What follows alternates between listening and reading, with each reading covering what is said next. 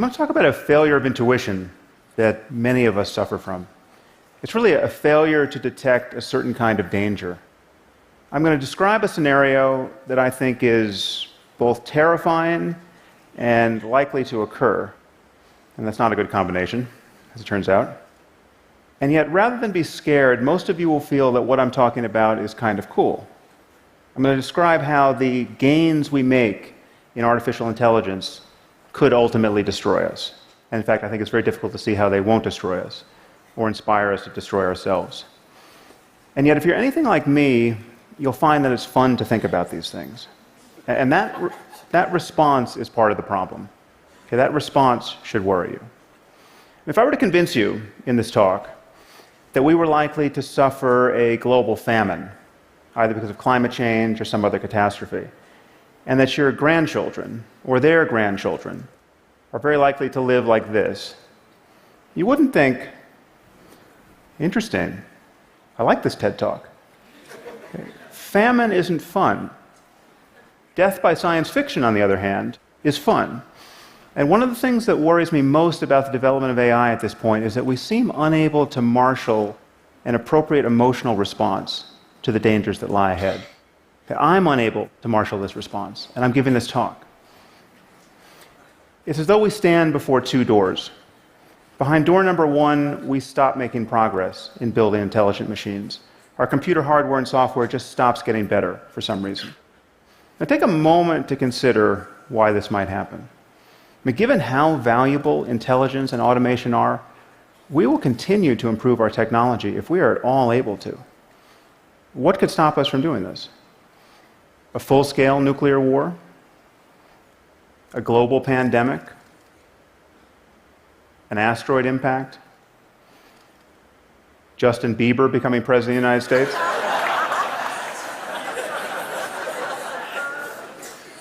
The point is, something would have to destroy civilization as we know it.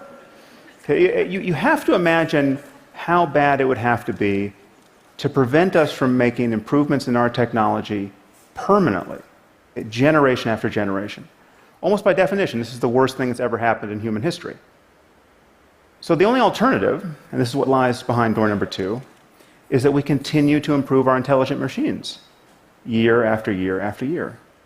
And at a certain point, we will build machines that are smarter than we are. And once we have machines that are smarter than we are, they will begin to improve themselves. And then we risk what the mathematician I.J. Good called an intelligence explosion, that the process could get away from us. Now, this is often caricatured, as I have here, as a fear that armies of malicious robots will attack us. But that isn't the most likely scenario. It's not that our machines will become spontaneously malevolent. The concern is really that we will build machines that are so much more competent than we are that the slightest divergence between their goals and our own could destroy us. Just think about how we relate to ants. Okay, we don't hate them. We don't go out of our way to harm them. In fact, sometimes we take pains not to harm them. We step over them on the sidewalk. But whenever their presence seriously conflicts with one of our goals, let's say when constructing a building like this one, we annihilate them without a qualm. Okay, the concern is that we will one day build machines that, whether they're conscious or not, could treat us with similar disregard. Now, I suspect this seems far-fetched to many of you. I bet there are those of you who doubt that superintelligent AI is possible, much less inevitable. Right, but then you must find something wrong with one of the following assumptions, and there are only three of them. Okay. Intelligence is a matter of information processing in physical systems. Okay, actually, this is a little bit more than an assumption. But we have already built narrow intelligence into our machines, and many of these machines perform at a level of superhuman intelligence already. And we know that mere matter can give rise to what is called general intelligence, an ability to think flexibly across multiple domains, because our brains have managed it, right? I mean, there's just atoms in here. And as long as we continue to build systems of atoms that display more and more intelligent behavior, we will eventually, unless we are interrupted, we will eventually build general intelligence into our machines. It's crucial to realize that the rate of progress doesn't matter. Any progress is enough to get us into the end zone. We don't need Moore's law to continue. We don't need exponential progress.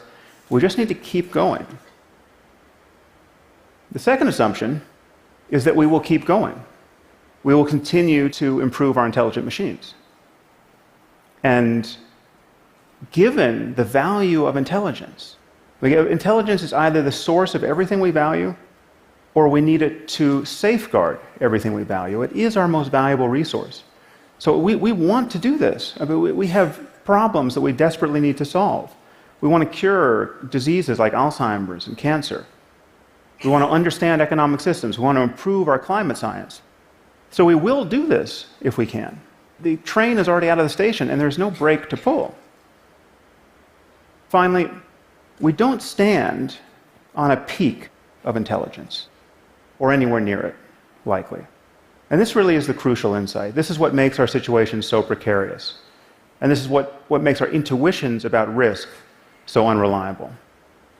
Now just consider the smartest person who has ever lived. On almost everyone's short list here is John von Neumann.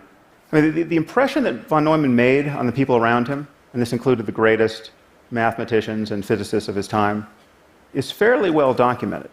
I mean, if only half the stories about him are half true, there's no question he's one of the smartest people who's ever lived. So consider the spectrum of intelligence. Okay, we have John von Neumann, and then we have you and me, and then we have a chicken. Sorry, a chicken. There's no reason for me to make this talk more depressing than it needs to be. It seems overwhelmingly likely, however, that the spectrum of intelligence extends much further than we currently conceive. And if we build machines that are more intelligent than we are, they will very likely explore this spectrum in ways that we can't imagine and exceed us in ways that we can't imagine.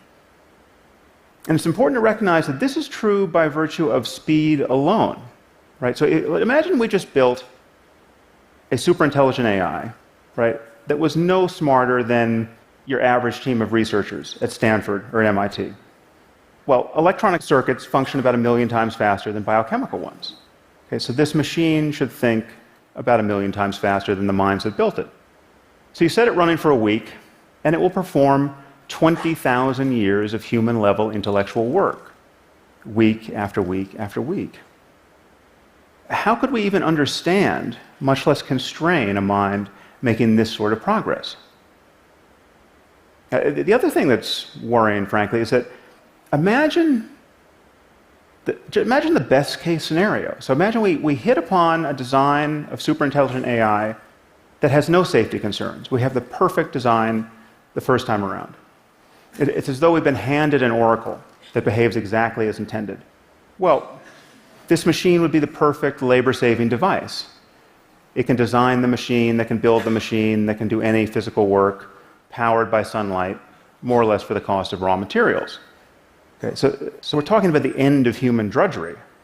We're also talking about the end of most intellectual work. So what would apes like ourselves do in this circumstance? Well, we'd be free to play frisbee and give each other massages. You know, add some LSD and some questionable wardrobe choices, and the whole world could be like Burning Man. Okay. Now, that might sound pretty good, but ask yourself, what would happen under our current economic and political order? Okay, it seems likely that we would witness a level of wealth inequality and unemployment that we have never seen before, absent a willingness to immediately put this new wealth to the service of all humanity. Okay, well, a few trillionaires could grace the covers of our business magazines, while the rest of the world would be free to starve. And what would the Russians or the Chinese do if they heard that some company in Silicon Valley was about to deploy a superintelligent AI? This machine would be capable of waging war, right, whether terrestrial or cyber, with unprecedented power. Now, this is a winner-take-all scenario. To be 6 months ahead of the competition here is to be 500,000 years ahead at a minimum.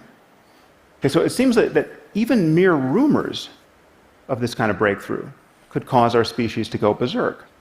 Now, one of the most frightening things, in my view, at this moment are the kinds of things that AI researchers say when they want to be reassuring. Okay? And the most common reason we're told not to worry is time. This is all a long way off, don't you know? This is probably 50 or 100 years away. One researcher has said, worrying about AI safety is like worrying about overpopulation on Mars. Okay, this is the Silicon Valley version of, don't worry your pretty little head about it. Okay, no one seems to notice that referencing the time horizon is a total non sequitur. Okay, if intelligence is just a matter of information processing, and we continue to improve our machines, we will produce some form of superintelligence. And we have no idea how long it will take us to create the conditions to do that safely. Let me say that again. We have no idea how long it will take us to create the conditions to do that safely. And if you haven't noticed, 50 years is not what it used to be. I mean, this is 50 years in months. This is how long we've had the iPhone. This is how long The Simpsons has been on television. 50 years is not that much time to meet one of the greatest challenges our species will ever face. And once again, we seem to be failing to have an appropriate emotional response to what we have every reason to believe is coming. The computer scientist Stuart Russell has a nice analogy here. He said, imagine that we received a message from an alien civilization, which read, "People of Earth, we will arrive on your planet in 50 years. Get ready." And now we're just counting down the months until the mothership lands? Okay. We would feel a little more urgency than we do. Another reason we're told not to worry is that these machines can't help but share our values because they will be literally extensions of ourselves. They'll be grafted onto our brains and will essentially become their limbic systems. Now, take a moment to consider that the safest and only prudent path forward recommended is to implant this technology directly into our brains. Now, this may in fact be the safest and only prudent path forward, but usually one's safety concerns about a technology have to be pretty much worked out before you stick it inside your head. Okay. The deeper problem is that building superintelligent AI on its own seems likely to be easier than building superintelligent AI and having a completed neuroscience that allows us to seamlessly integrate our minds with it. And given that the companies and governments doing this work are likely to perceive themselves to be in a race against all others, given that to win this race is to win the world, provided you don't destroy it in the next moment, then it seems likely that whatever is easier to do will get done first. Now, unfortunately, I don't have a solution to this problem, apart from recommending that more of us think about it. I think we need something like a Manhattan Project on the topic of artificial intelligence. Not to build it, because I think we'll inevitably do that, but to understand how to avoid an arms race and to build it in a way that is aligned with our interests. When you're talking about superintelligent AI that can make changes to itself, it seems that we only have one chance to get the initial conditions right. And even then, we will need to absorb the economic and political consequences of getting them right. But the moment we admit that information processing is the source of intelligence, that some appropriate computational system is what the basis of intelligence is, and we admit that we will improve these systems continuously, and we admit that the horizon of cognition very likely far exceeds what we currently know, then we have to admit that we're in the process of building some sort of God. Now would be a good time to make sure it's a God we can live with. Thank you very much.